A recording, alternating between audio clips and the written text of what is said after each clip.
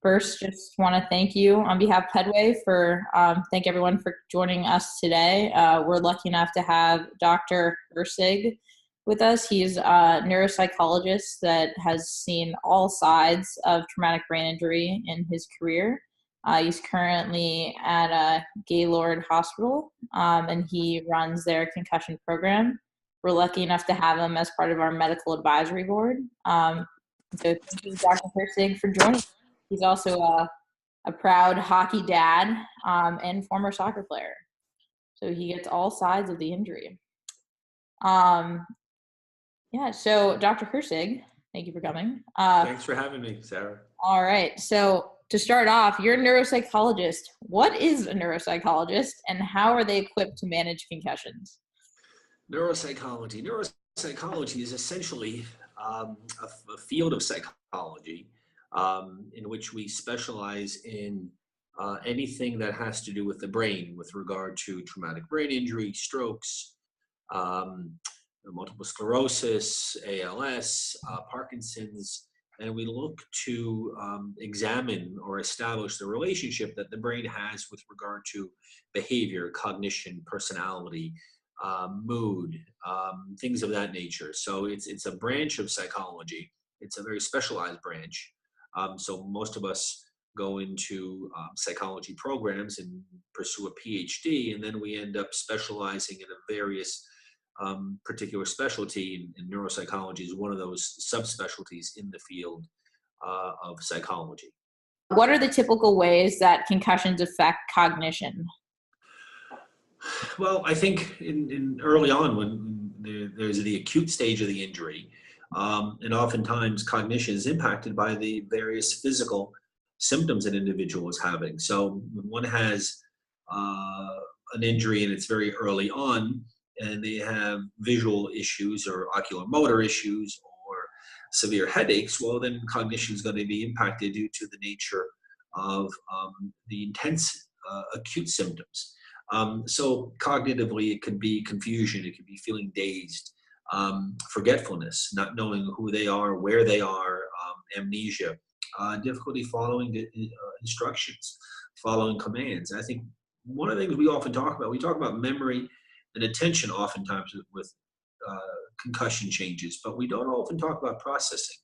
And I think oftentimes people have difficulty processing information due to whether or not there's impairment in the brain's connectivity within itself or various physical symptoms that are going on, such as migraine or headache or light sensitivity or balance problems. And so that will impact not just attention and not just memory, but it'll impact how the brain processes that information. And in order to, we can pay attention fairly well sometimes, but if we can't process the information and make sense of it and in a timely manner, that will impact then how the brain is communicating within itself, and then of course impact attention and impact one's ability to recall the information or learn the information.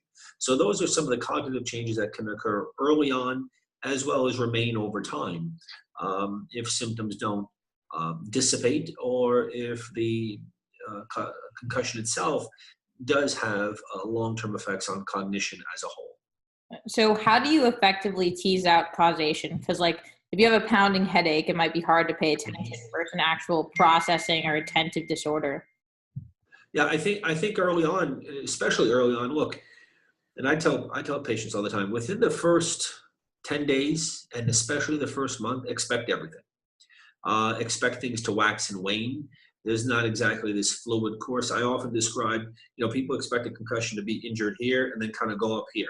And I tell them, no, your recovery is kind of like this. And so it's kind of going up, but it's not going up in a straight manner. So you really want to look at and address the symptoms, the physical symptoms first, and see how much of a dent you can make in the physical symptoms. Along with that, you address the cognition. So in other words, if a person is having headaches, well, one thing we can do is, okay, let's work on your concentration, your attention, your processing. When you don't have the headache, when you're feeling pretty good, what are you doing when you're feeling pretty good during that time? Are you looking at things too much? Are you looking at things, visual things, whether it's screen time or people focus so much on screen time and they focus on the visual, because we know lately that there's a strong oculomotor visual spatial component to concussion. But no one's really talking about the auditory piece. And are you getting too much stimulation via your auditory senses? Is it too much for you to pay attention to those things? Are you being overwhelmed? Does it feel like nails on a chalkboard all the time? And what can I do to settle that down? And oftentimes in the beginning, what worked today may not work tomorrow. Why? Did you sleep well the night before?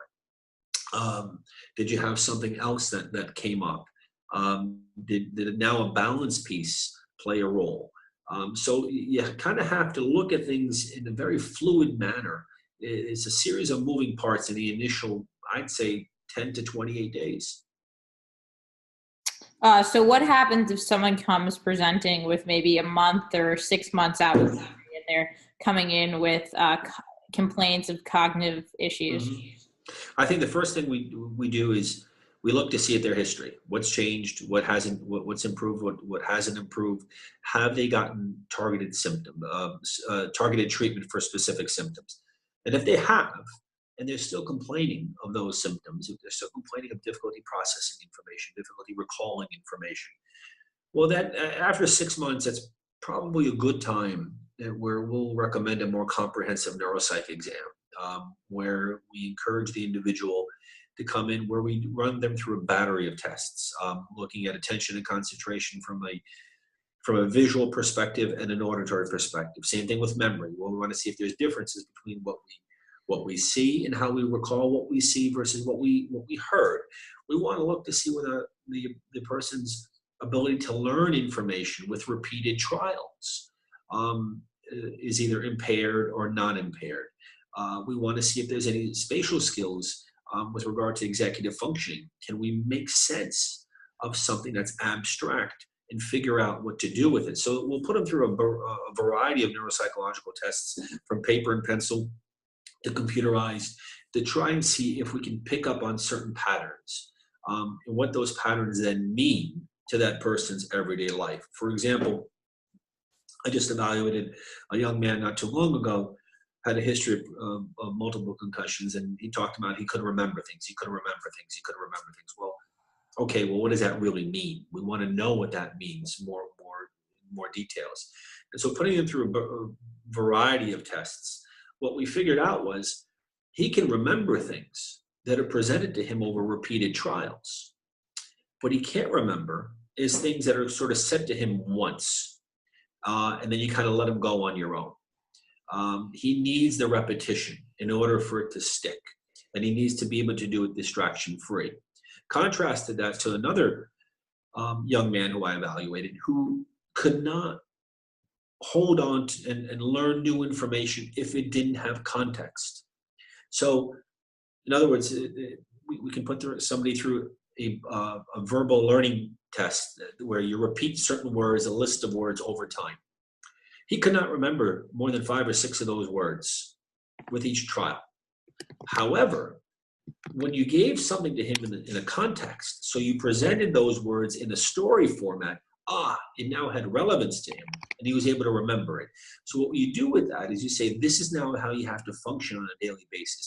You go to the grocery store, it's not just saying, I need milk, I need eggs, I need butter, I need bread. It's, I need to get breakfast food because it's the best meal of the day. What do I like to eat for breakfast? I like eggs and toast, etc. So you present it in a story format with context and meaning, and he can hold on to it. So that's what we try and do in an assessment, to figure out where the strengths and weaknesses are, as well as provide strategies so that a person can utilize those strategies on a daily basis. Well, that moves right into my next question. What are some strategies for return to learn, return to work, and then successful life living post-injury? So which one was first, return to learn? Yeah. Okay.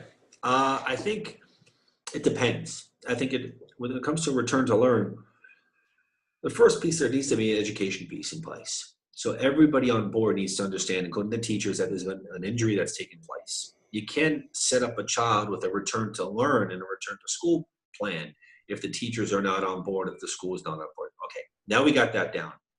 So some of the strategies for school extra time on tests, advance notice for assignments. Don't tell a child the way you would everybody else, by the way, spot test tomorrow or spot quiz right now, if the child's brain is not able to sort of process that quickly. If there are visual, spatial, or oculomotor issues, don't sit them in front of the smartboard. Maybe work with their occupational therapist or their PT, or if they had a neuro optometry exam, work with those providers to have them sit in a spot in the classroom that's more conducive, and let them do things in a staggered manner, not to be overwhelmed. The flip side to that is if you shut a child down, no matter what age, but especially as we get into 8th grade, middle school, and high school, if you shut them down and then you clear them 6 weeks later and they show up to school the first day and there's a stack full of books waiting for them, that's not going to help them either. So now they have to play catch up to all the things they missed. So there needs to be adjustments made as the process is moving along. You can do the same thing to work with work. So an individual who's had a concussion via motor vehicle accident, and let's say, and I had this not that long ago, was a physician actually. Actually, he sustained his injury playing pickup basketball, where he was elbowed in the head very severely that caused him to have a small brain bleed. So what do? He didn't work for the first month.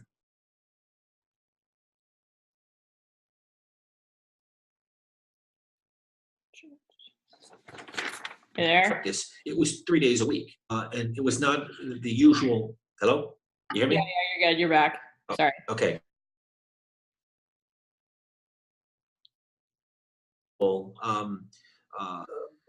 Intensity of seeing patients. It was done in a staggered manner. So that was done over the next 3 weeks with a slow, gradual buildup to eventually complete full-time return. That's what's important to do, is that there needs to be a nice gradual approach that's based on how the individual is presenting their symptoms, but in a way that's conducive to not trigger any lingering symptoms. There was one more thing you wanted to do: return to learn, return to work, and what else? Return to life, like remember going to the grocery store and functionality, driving, etc.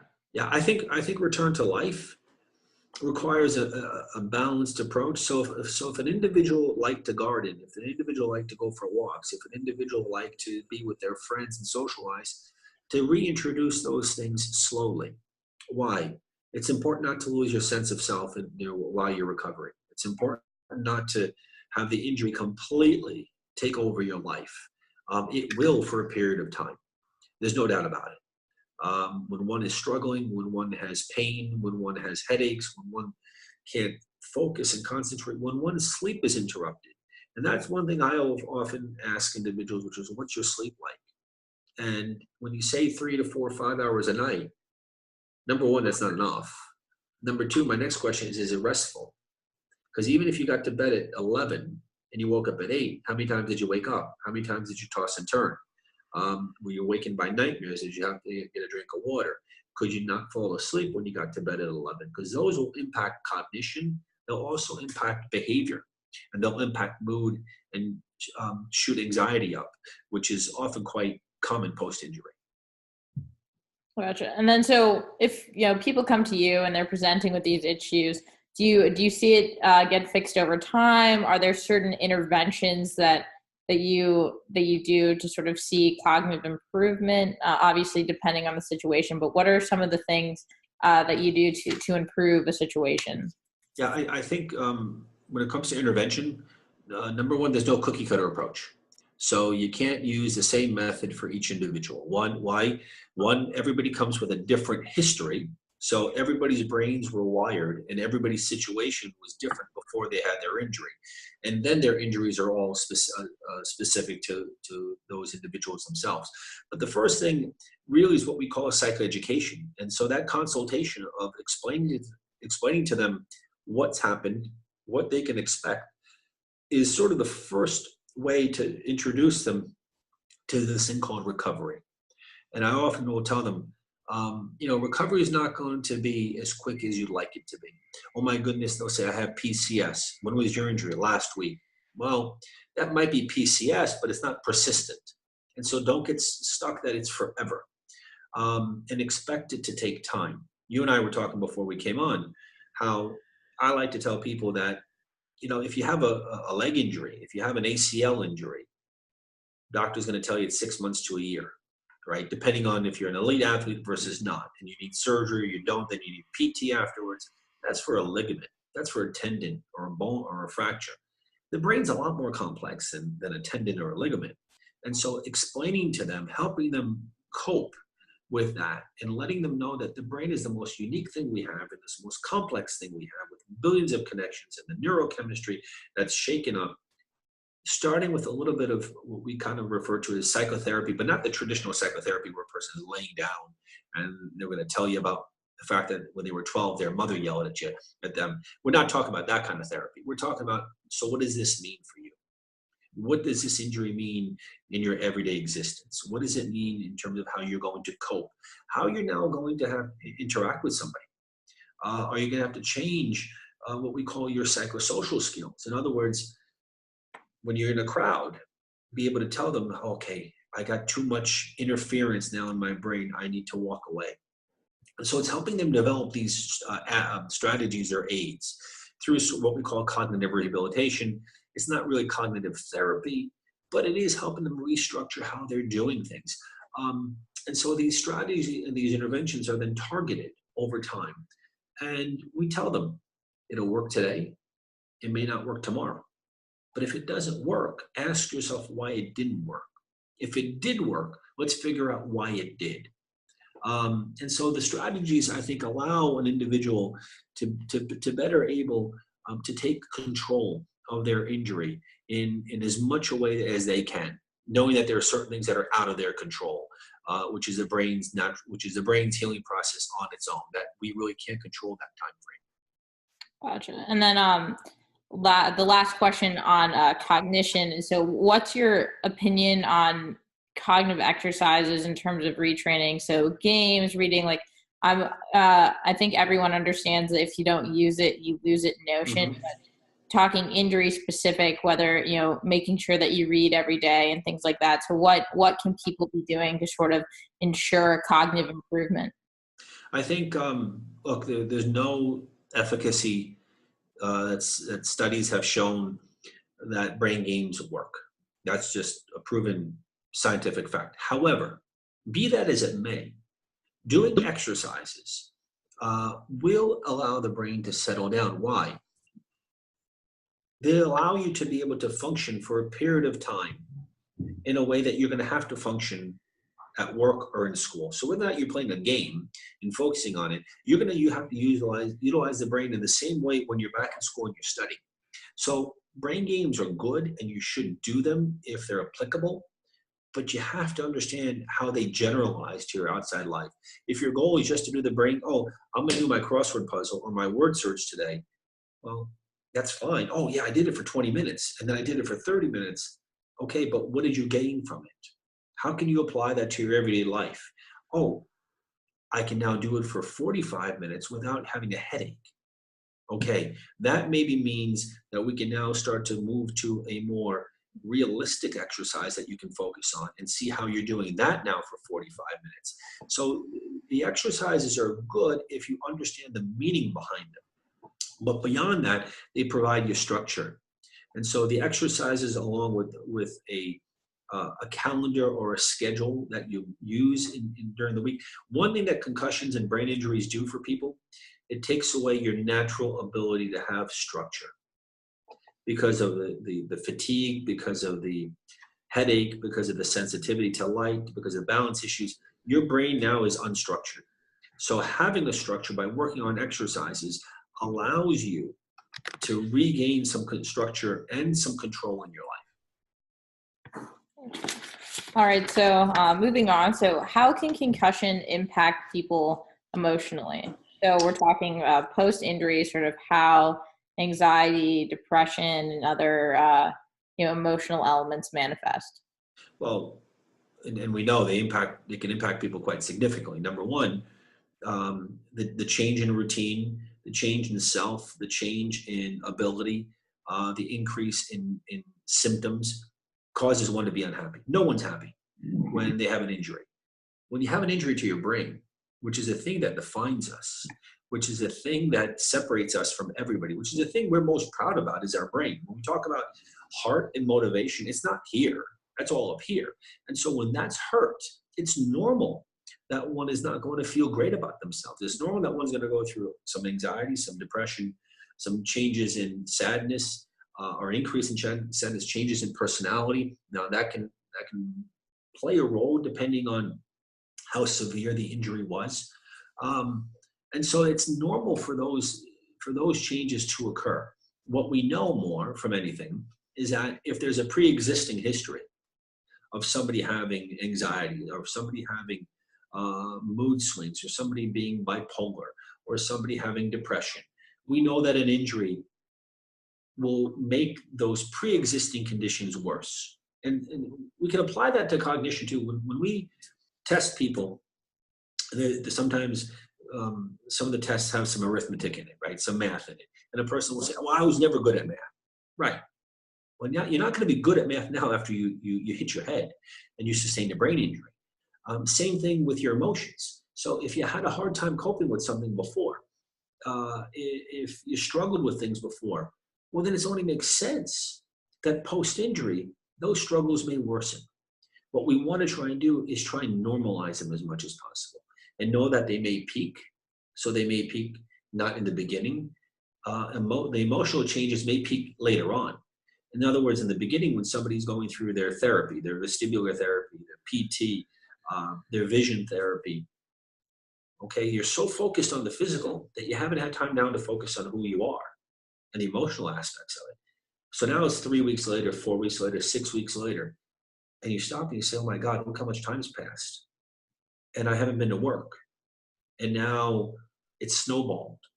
Well, it's normal and understandable then that one's not going to feel good about themselves.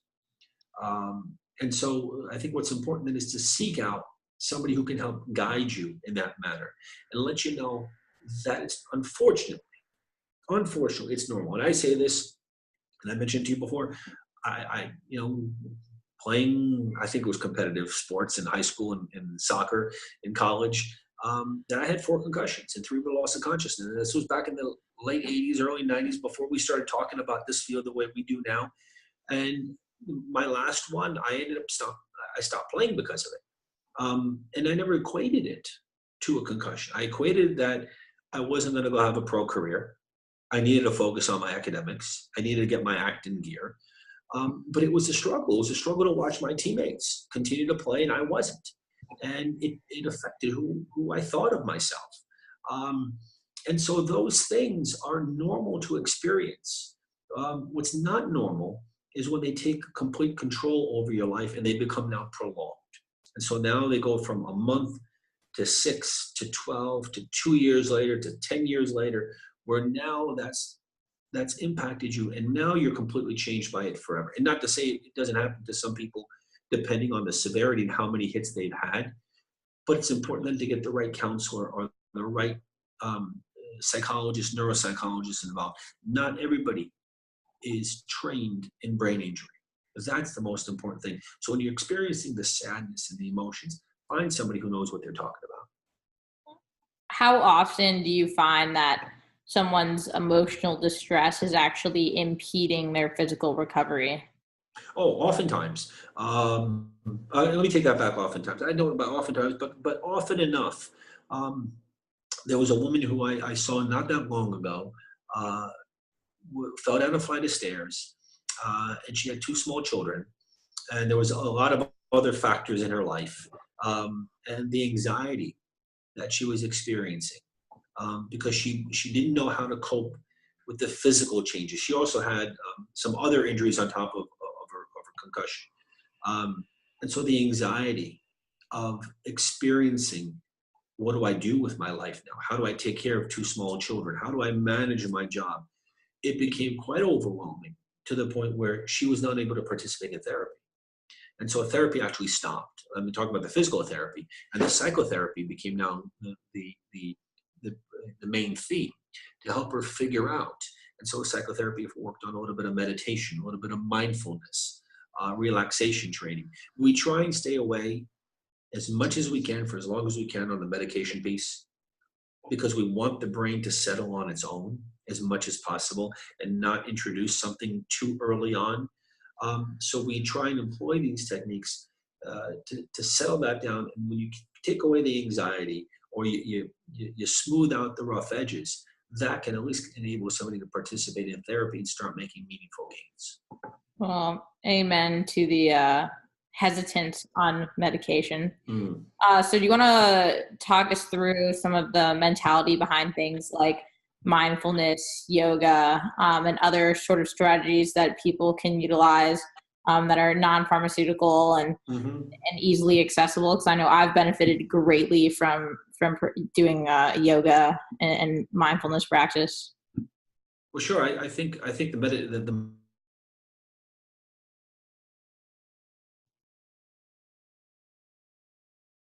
in the psychology world for a period of time, try to utilize it to manage stress. And what we know post-injury, post-concussion, is that stress becomes an important factor in all this. And how do you manage that? Especially when, as I said before, when you injure your brain, it's a sense of who you are.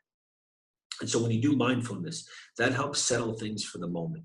And so the idea of being mindful of, I'm sitting down in a park right now, and I don't have to go anywhere for 45 minutes, and the sun is out. It's not a bad moment. The impact that has on blood flow, on neurochemistry, on the immune system is quite tangible. We used to think it was intangible. It's quite tangible. It settles the body down. It settles the brain down. Yoga is the same way. And we hear a lot now in the literature, the idea of exercising. Well, it's not just the physical exercising. When we're exercising, we're taking ourselves away from other various stressors. And it can be a form of mindfulness, going for a walk. And I'm being mindful that I'm walking along the riverbank right now and not thinking about other things. I'm thinking about the fact that I'm in this setting right now and letting myself go. What I've often told people who have anxiety and it impacts their ability to sleep, and they're up at 2 a.m., we'll talk about, we'll say, okay, you're mindful of the fact that you can't sleep. You're mindful of the fact that you're worried about things. You're worried about tomorrow. You're worried about next week. You're worried about paying your bills. But also be mindful of the fact that worrying at 2 a.m. is not going to help you. So when you're worried at 2 a.m., you're only going to be up for the next 5 or 6 hours. So be mindful that it's not going to help you at 2 a.m. to worry about something. All right. So now moving into our Q&A. So for those that that have tuned in, feel free to type your questions in the Q&A box, and I'll ask them as they come up. So you guys can go ahead and get started on that. In the meantime, this is a perfect opportunity to advertise that Headway's just launched its brand new store. I'm sporting a Headway polo. There are tons of cool things: t-shirts, sweatshirts, quarter zips, cups, like mugs, laptop cases, notebooks, you name it, we have it. And if we don't have it, you can tell us what you want and we can get it to you. We're very excited about this. So yeah, let's see if there are any questions. I don't have a future in commercials. That wasn't bad. Oh, thank you. All right. So first question is, how can we better address this topic on the emotion side? So either people, so like, I guess if people are attributing too much to your emotional state or not recognizing it enough. So how do you find that balance? I think one of the things it taps into, and that question, the emotional side taps into the whole mental health piece and the stigma that surrounds it. And one of the big things that we need to do better is we need to bring everything back to the brain. And when we bring it back to the brain, we're bringing it back to a very tangible thing. And we can address then the emotions in a more tangible way. Our brains are the things that make us humans, things that make us unique from any other species. And yet we somehow don't want to talk about the brain in a way that we feel is upsetting. But we talk about a kidney, we talk about a liver, we talk about a heart, we talk about lungs in a very different manner. And so we have to bring the emotional piece, and we have to actually bring it back to the brain itself. When we bring it back to the brain, we then have something that we can say, this is the root of it. And this is what we need to address. And we need to address the emotions. Our brains, especially our frontal lobes, are what defines us from other species. And so it's what makes us unique, makes us complex. When we talk about the brain in anything that's emotional or behavioral or mental health, and we bring the brain into that conversation, people think of it in a more tangible way, in a more real way. If we talk about emotions and anxiety and depression and mental health, etc., but we don't talk about or use the word brain, we're not bringing it back to something that's real for a lot of people who don't get it. And that's what I think contributes to, not leads to, but it can contribute to the exacerbation of the stigma. Okay. So at what time after an injury do you recommend neuropsychology testing? You can get it's not bad to get a brief screen on how you're doing within a month. So at least post 14 days. So somewhere from 14 days to 40 days, if you want to just do some spot testing to see how you're coming along. But for a more thorough evaluation, a more comprehensive one, it shouldn't be before 6 months post-injury. You want to give your brain time to heal. Gotcha. So what's your best piece of advice for living a successful life when you've become disabled by multiple severe head injuries? A couple of things. I think one is, as hard as it is, and it's easier for me to say, despite having had 4 concussions, they didn't disable me. As easy it is for me to say, you don't want your injury to define who you are. That's number one. Number two, find something you like or love, let's put it that way, and try and do it, no matter what that is. And not focus on what you used to do. If you focus on what you used to do, you won't be able to get past today. Yeah. And so it's important to focus on what you like and what you look forward to do things, whether or not it's a concert or a book or an activity or a birthday party or anniversary or summer and sitting on a beach, whatever that may be. Christmas time for some people because the lights are out, whatever that may be. Look forward to and find something you love, and try not to look backwards as often as you may be doing. I'm not saying one is doing, but it is because we define ourselves by who we were, not necessarily who we are. And that's important to try and find that. And if you struggle, then it's not a bad idea to find a therapist, again, or a psychologist who knows this to help guide you with it. But the other important factor that we don't always talk about, support, social support, be it family support or friends. To have those people involved in your life is important, to not go through this alone.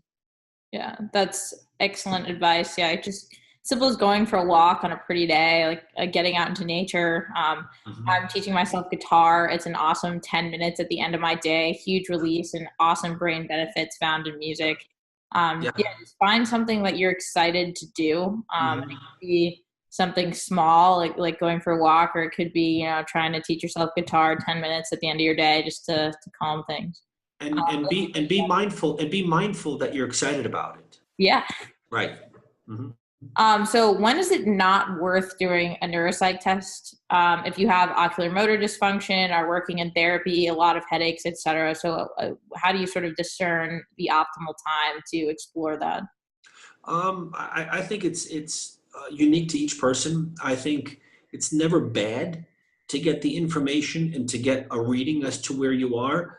But if your concerns are not really cognitive in nature, if your concerns are more migraine-like, headache-like, vertigo, vestibular-like, if those are your primary symptoms, you don't need to have an evaluation.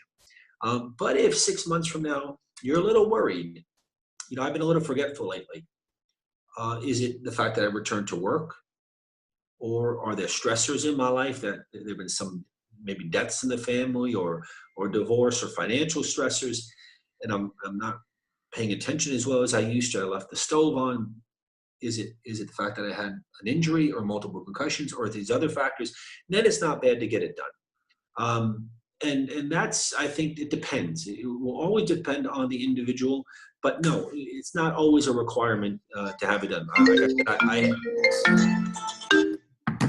Like I said, I had 4 and I've never been tested, but the problem is I think I know every test out there.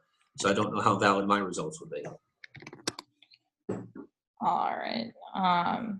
Sorry about that phone call. That was Paige Decker from Headway and talking about all the great things that we have coming out for us this summer. So sorry for that interruption. So if you have anxiety due to a lot of noise and crowds and overwhelmingness, but you can no longer afford psychotherapy, what are some things that you can do to help yourself without necessarily paying a professional? Yeah, I think keeping a journal, talking to friends, talking to clergy is not a bad thing to do either. Finding one good friend, finding another individual who's had a brain injury and talking to them is probably the cheapest thing to do. And sometimes the most effective, because no one knows what you're going through other than somebody else who's going through it as well. I think then you look into, well, if noises when I go outside are too hard for me to tolerate, can I go outside and can I venture into these spaces when there's less people, a different time of day, early morning versus late evening? Or can I go with somebody? Can I take my son, my daughter, my husband, my wife, my father, my mother? Can they come with me? But I think it's important to sort of release that anxiety, to discharge it. Sometimes listen to some videos, well, we used to call them books on tape. That's a little before your time, but digital books, things like that, digital videos that help with focused anxiety reduction. So there's things that one can do to, again, take the edge off. You may not completely be able to reduce the anxiety, which is a fact for some people, but you want to make the anxiety tolerable. And if you can make it tolerable, then you can function to some degree. And that's sometimes what's important. We want to go from anxiety to no anxiety. That's sometimes very difficult to do. Again, I mentioned before, with a very complex brain that we have. But can I go from very severe anxiety to moderate anxiety? Maybe. And let me see if I can. You have to take it one step at a time. Yeah. And even something as simple as focusing in on your breath, which requires practice, can be really calming to the sympathetic nervous system, parasympathetic nervous system, but also yourself, and help you sort of tackle those tough environments.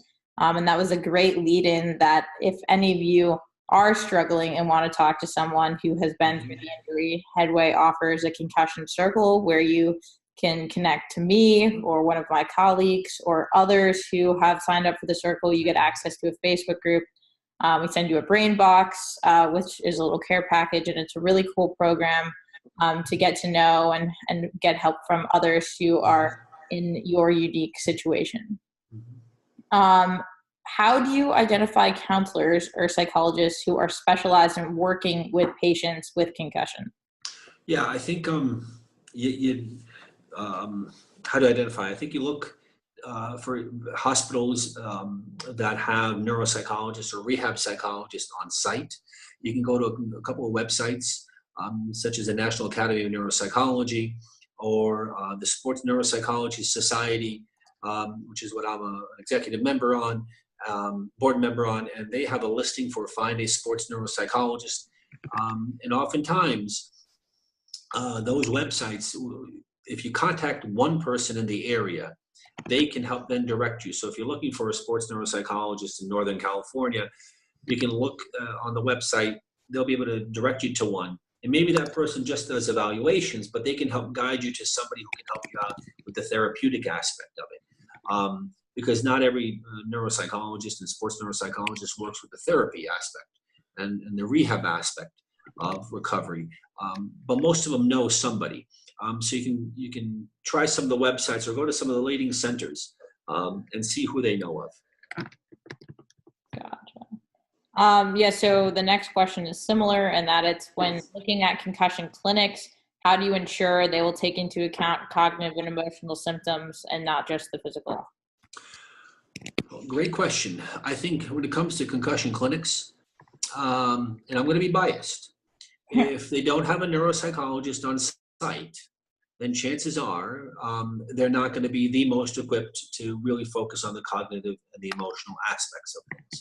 Now, not to say you can't reduce anxiety and depression and stress with physical therapy, because you can, but physical therapists are not trained, for example, in focusing on the true emotional side of what loss means and what a change in who I am means.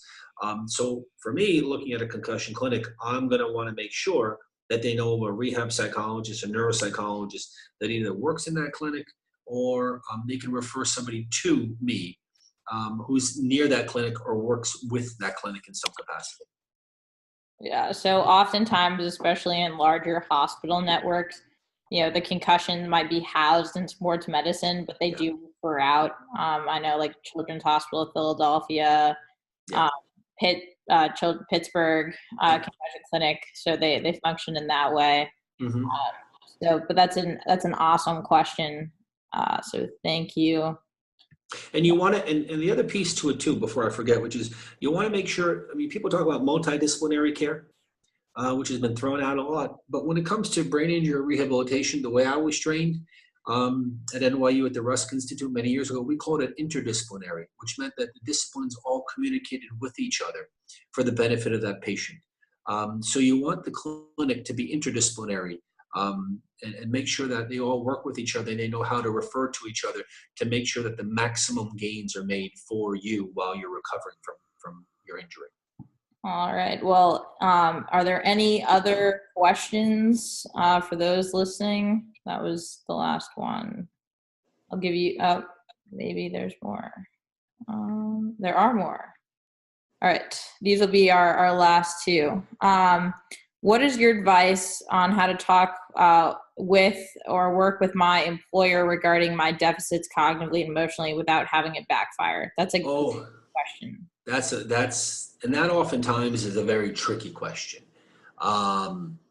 because an employer has historically used that against that individual. One thing you want to know is that the American Disabilities Act protects you. The other aspect is you want to give that employer as much positive information as you can without revealing all the deficits, but you also want to let the employer know that you should be making progress along the way, that they don't necessarily expect you to be somebody that they have to hover over all the time. Why?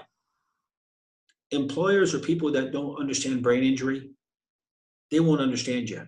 So when they don't understand you, they'll make up their minds, and they need as much education as possible. And so the idea is to give them information without too much information, and it's a tricky, sometimes slippery slope. That is sometimes the hardest question to address, and the hardest thing for us to go into, only because we don't know how some employers will be. Some employers are great, and some aren't. And oftentimes you have to ask yourself the question, which was, what was my immediate supervisor like to me or to others before I had my injury? That may give you a sense of what you can say versus what you don't want to say moving forward. Yeah. And the last question is, if you did have pre-existing anxiety, depression, but it was under control, and now you've had this injury and it's really spiraling, and the steps because you've been through it before, but it's not really clicking. What are some suggestions in terms of starting the process to get back on track? I think you want to ask, really the question that you want to gauge, how severe is it? How long has it been taking me? Is it really impacting my job and my social life? Do I need more intense therapy if I'm not in therapy now, or if I am in therapy and it's once a week and it's not enough? Do I need it to be now twice a week? And the last resort is medication. Do I need to be on the medication and for a temporary period of time? And maybe I try that medication Monday through Friday, but not on Saturday or Sunday. But I want to look to see what other stressors can I reduce or take out of my life as much as possible, and what can I increase in my life, be it a treadmill or a bike or waking up in the morning or getting better sleep. And medication, I hate to say that could be the last resort, but if there's a pre-existing history there and now it's really spiraling out of control, then the medication is not to be looked at as something that's going to cure me, but as to slow down that snowball from getting out of control. And so I can regroup with the medication, with the therapy, and then slowly wean myself off of it. That's, I want to say, the worst case scenario and the last choice you want to do. But again, keeping in mind, you want it to be temporary more than anything. Awesome. Well, thank you so much, Dr. Herceg, for joining us. That's the end of the webinar. So this is one of a series of educational webinars on a wide range of topics. All of the webinar recordings from previous webinars and this webinar will be uploaded to our website, which is www.headwayfoundation.com. We also have a vast amount of resources, information, and opportunities to connect with people that have sustained a concussion, clinicians, etc. So definitely check that out.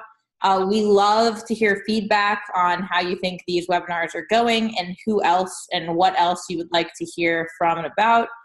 So feel free to shoot me an email at sarah.renberg at headwayfoundation.com with your comments and suggestions, because these webinars are designed for you guys. And so if we don't hear from you, then we're not sure how good of a job we're doing, and we'd like to accommodate everyone and what they want to hear. So thank you so much for joining us. Again, if you have any questions, please don't hesitate to reach out.